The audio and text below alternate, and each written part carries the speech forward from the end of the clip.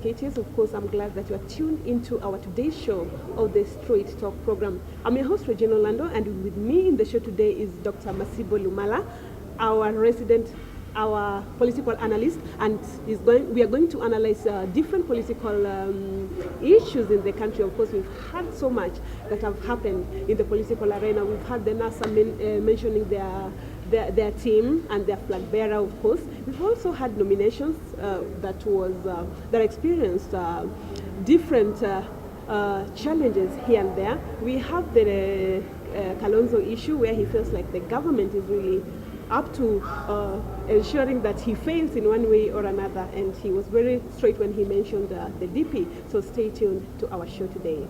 Thank you so much, Dr. Lumala, for honoring our call to the show. Yes, thank you so much too for inviting me around. Yeah.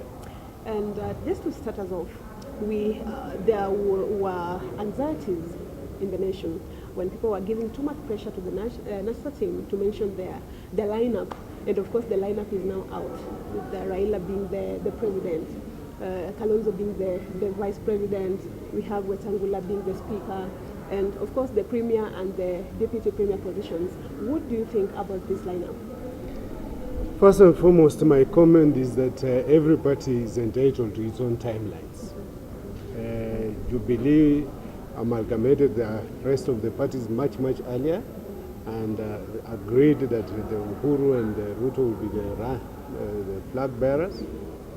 And as well, we have had Raila as far back as last year saying, we shall name our flag bearer in April.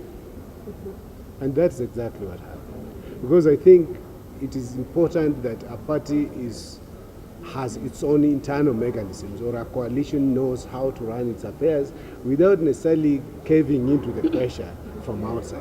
I still remember the many times the deputy president asked them and challenged them that they cannot even be able to name a presidential candidate. 5 men can't name. But finally the names are here now, and that was expected. Okay.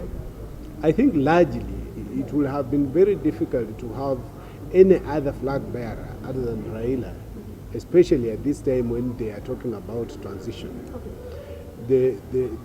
This is Raila's almost last chance, even without him having to mention. Almost or the last chance? I would want to say almost, because in politics, anything is possible. All right. I don't think I want to rule out that he can run again, but I'm sure that from where it sits, this is his last bullet. Sure. And he will want to make use of it very effectively. As for the lineup, I want to look at it that one, Raila has a lot of fanatical support in Nyanza. Okay. He has a lot of overwhelming support at the coast, and I think parts of northeastern and even Turkana and all that. So he looked like a better compromise candidate in terms of the number of voters he's bringing on board. Of course, Kalonzo comes in because he was a running mate the other time. And I do not see a problem with that, because even on the Jubilee side, we don't have a difference. What we saw in 2013 is what we are seeing now. But the circumstances have changed. We are now not talking about ICC victims. Sure. Yeah? So there will be no sympathy or saying, oh yeah, you know, we are coming together because of this. So they are running on equal footing. Okay. And in every match, sometimes, like someone gave the analogy of football, there's always, especially in the UEFA, we have a return match. And so this could be viewed as a return match for 2017 between Uhuru and Railonzo. Railonzo. Yes. What a funny name there. Anyway, Dr. Most people have also shown their discontent with the lineup, especially with Raila Odinga being the flag bearer of the coalition. And some people preferred Kalonzo Mudavadi presidency as opposed to what we saw. From where you sit as a political analyst, do you think that this is a team that can steer this nation to the next level? When you say a lot of people, I don't understand. What is the source of your statistics? Because I think their supporters have no problem, you know. But of course, we saw the discontent. A little discontent is expected, because especially like in the case of, and I want to demystify this whole issue of saying that Kalonzo really wanted to be president. At that point, every principal, except Isaac Ruto, who came in late and went straight saying he would be a governor, Raila, Kalonzo, Mudavadi, and Wetangula, each of them would have loved to be named the flag bearer. And each of them really was, kutongoza wananchi, so that they vote for them. The end result is that only one of them had to be named. Now, Kalonzo ran a very good campaign right from the word go. Even when we were having the registration of voters, I think his message to the voters was not like register. It was wenzangu waniachie mimi. So that this time round, I'm the best bet to remove who? Uhuru. Now, the reason and the advantage of that is that he was able to galvanize the Kamba community. He was able to even rally the likes of Charity Ngilu and the Wavinya Ndeti and even all these people who are in different parties finally came together and said, we are supporting who? Kalonzo. So today, if Kalonzo had not done that, I am sure Jubilee will have had a very easy ride in the Eastern Province, but in the former Eastern Province. But because he was able to push hard and to appear like yes. And then secondly, look at the terms under which this new coalition has been formed. It's very clear. Raila is a one-term president, okay? Yeah. He's talking about a transition. It has been agreed and registered with the Registrar of Political Parties in an MOU that ODM will not now offer a presidential candidate. And so the most likely person from the current MOU to run for the presidency in 2022, I think from the NASA side, is Kalonzo. Whether they win or they lose, ODM will not. It is a done deal. This time round, it's very different. And so I don't see why anybody would be having, and you look at their age differences. How old is Raila? How old is Kalonzo? Kalonzo is only 63, Raila in his early 70s, okay? So insofar as I'm concerned, if Raila wins this, 5 years will be good enough and he will be like Nelson Mandela, who ruled only for 5 years. And although he had the capacity to transform, and then I think the other thing we should be focusing on is, what is NASA running on and what is Jubilee running on? Sure. Jubilee is running on continuity. Jubilee is running on the achievements they have made over the last 5 years. And they have documented quite a bit of this in the government website, which they launched recently, to say this is what we have achieved, and for this reason, give us another 5 years so that we can fulfill our agenda. Sure. But you see, politics is politics. You never fulfill everything. Yeah? So, and then Raila comes and his team come around and they start poking holes at what Jubilee has achieved and saying, look, you might say you have made roads. You promised 10,000 kilometers. Your website is showing 1,900 kilometers. What happened? You promised children laptops in 2013, and this is 2017. The children who are in class 1 in 2013 are now in class 5. They don't have laptops. Instead, those in class 1 are the ones who are having tablets. So obviously there's a difference in terms of how the two groups will be looking. I have seen the deputy president, for example, pointing out very candidly and saying, our jamaa wanataka kugawana mamlaka, they are out to share power, they are not bothered about development. But if you're not at the government, on a serious note, you can't have a development agenda. What do you achieve when you are not in government?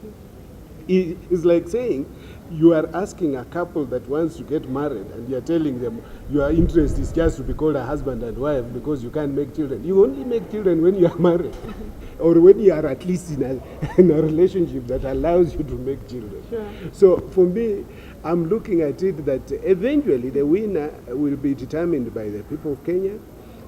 Whether they feel like this is what is good for them or they feel this is bad for them, it is the choices they will make. And then again, it will depend on who has the numbers on their side. The problem that Kenya faces is that we vote on political lines. Sure. We don't vote on issues. We don't, even if today Unga is going at 200 shillings, or sugar, or what milk has gone to 80 shillings. Somebody in Central, Raila can go there and tell them, you see, we have too much inflation. This government is causing you a lot of problems. But there's no way someone in Central will vote for Raila. Sure. Sadly. Even if today Raila was, or do you believe, for example, were to employ as many Bukusus as it has done, okay, eventually you go to Bungoma and people in Bungoma do not vote for Jubilee. Sure. Why? Is it about culture? It's our it's not really, it's perhaps our political culture. We don't go by ideology. All right. We do not go by what is important to us in terms of development, in terms of progress, in terms of accountability. We don't hold our politicians accountable. We are only bothered by the fact that this person comes from our side, this person comes from our community. And I think that's where now, if you look at the Jubilee arrangement, is that by collapsing other parties and coming up with a stronger party, national party, they want to make it appear representative enough with a national appeal, rather than the original arrangement of TNA and URP, which simply seemed to have brought together the Rift Valley and Central, Kalenjins and Kikuyus, and make a government. So I remember the president, when he was in Kisii, was talking about 40 against 2. And I think Jubilee has gone that extra mile to remove that tag of being a two tribes government, but making it look like it's an all-inclusive and national package. On the other hand, I think what NASA has done is to come up with Pentagon. Sure. And by that, it makes it also want to appear like, yes, it's an all-inclusive process. We have someone from Rift Valley, we have people from Western, we have people from Eastern, then you have Nyanza, so you cannot accuse them of not being inclusive enough. Okay. Yeah. And again, with the Jubilee government and those allied to them have claimed that with Raila being the flag bearer of the NASA coalition, then the elections are as good as one. Is this true? Is it just a political consolation? Or it is never one until it is one. So it's just a consolation? That with Raila, not really. It's a strategy. It's part of propaganda. Because you see, if you are going to any fight, you must make your soldiers believe that the opponents are very weak, whichever way you look at it. And then two, they are also riding on the fact that they are in the incumbents. Sure. So the incumbents gives them that overconfidence. But if I were them, I will not do that, because we've seen in Nigeria incumbents being beaten. In Ghana, it was the same. Sure. We had these marble elections in Gambia, where the incumbent was told to go away. He accepted and almost went back and said, "Now I'm coming back again." These things are possible. However, I think what we would like to see are, if we had free and fair elections, free and transparent elections, and they won on the basis of that, then I think there's no problem. A problem comes when one side feels like they have been cheated out of a victory. So that's where I wouldn't. Then secondly, the politics is very dynamic. Sure. What obtained in 2013, like I earlier pointed out, is not what is in 2017. The 2013 agenda was to free both the president and his deputy from the Hague, which happened. Sure. So the agenda was achieved. And so if people came together and vilified, for example, Raila, and said it's Raila who took Ruto to the Hague, then that will not be a relevant argument now. It will not work. So what tag would you now hang around Raila's news to ensure that it doesn't happen? But then on the other hand, Raila and NASA should know that it is difficult as well to get rid of an incumbent. The reason being, we've seen in the nominations how figures have been inflated, starting with Busia. you know, clearly Dr. Tuomo was already celebrating. Okay? And everything started. And he had prepared his victory speech.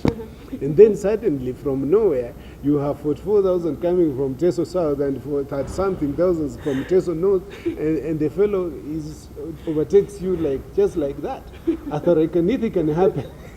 You know, so you know the danger we have. Let me see, even returning officers, presiding officers, IEDC, unfortunately, it has no mandate to ensure fairness. Because you see, if it was possible that you can have, say, Luos working as returning officers and presiding officers in Central, then you have Kikuyus going to work as IBC officials in Nyanza, then you can guarantee fairness. But you see, if I am a Kikuyu... But even in that state, can you really guarantee fairness? No, where I'm coming to is that, assuming we are in Central Province, an election is happening, you know that our man has to win in court. Sure. So if they tell you, hey, do this, you're likely to end up being compromised easily because of our own tag than when you are in a foreign land.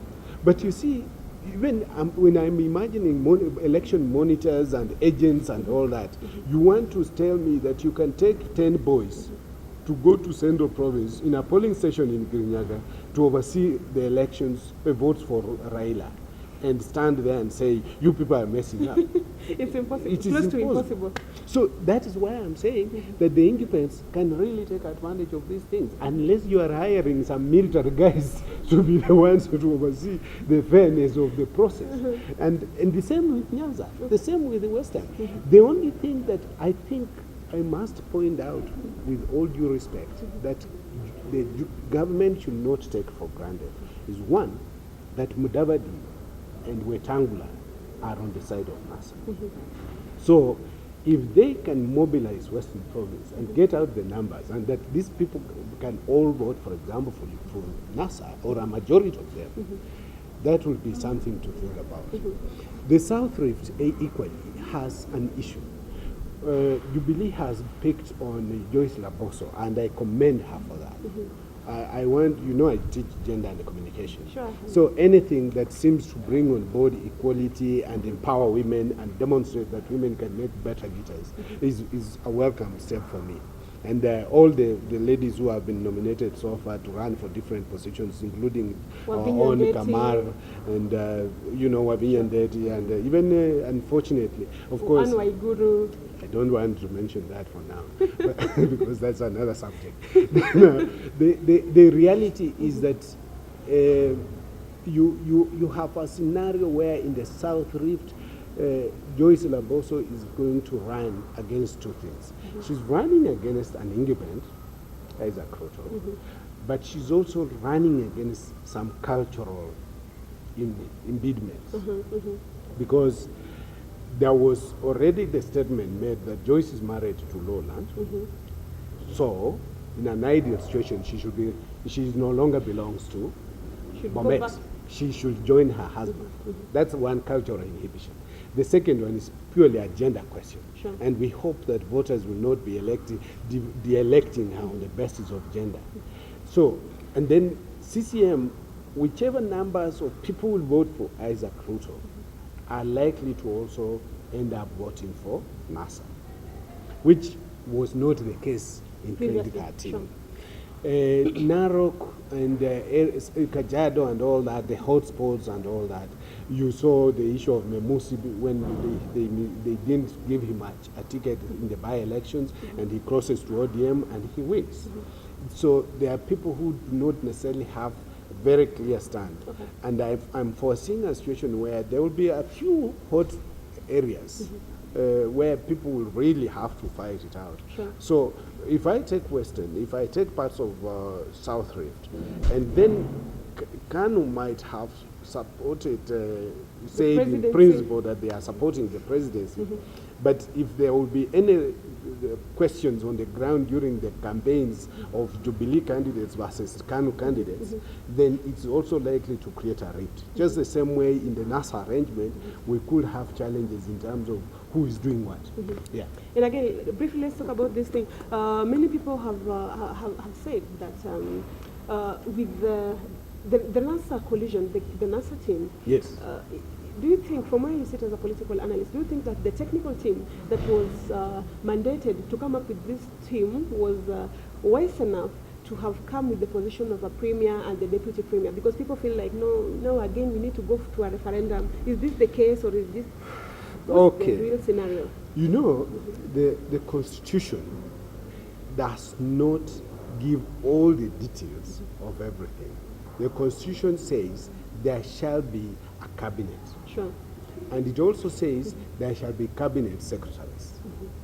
They do not say there shall be a cabinet secretary for energy, or there shall be a cabinet secretary for devolution. It's not It's stated. silent. It simply says we shall have a cabinet of between 14 and 23, for example. Okay? Now, the reality is that there are some positions that the president can use his executive orders to create. And when he creates them, he can give them. The difference between the title Premier Cabinet Secretary from a Prime Minister is that they have deliberately said he's not going to be a Prime Minister, because in countries where, when Raila was a Prime Minister, he shared power with Kibaki. And in countries like the UK, where we have a Prime Minister, he's actually the head of government. In this scenario, the position is for coordination purposes. And they are simply saying there will be a Premier Cabinet Secretary whose duty will be to run a number of, to coordinate the activities of government, and then we shall still have the, remember we are in a presidency system. We are a presidential system. We are not dealing with a parliamentary system, because the premier works better in a parliamentary system where he goes to answer questions in the House. I don't think when Mudavadi is given this thing, he will be doing that. Then the other thing is, what does the Constitution say about the presidency? And if you look at the role of the president and how he wants to arrange his government, as far as I'm concerned, these are titles that can be dispensed with. These are titles you can call anybody anything, in as long as that person is in the cabinet. Okay. The state of program status is great, but still is creative.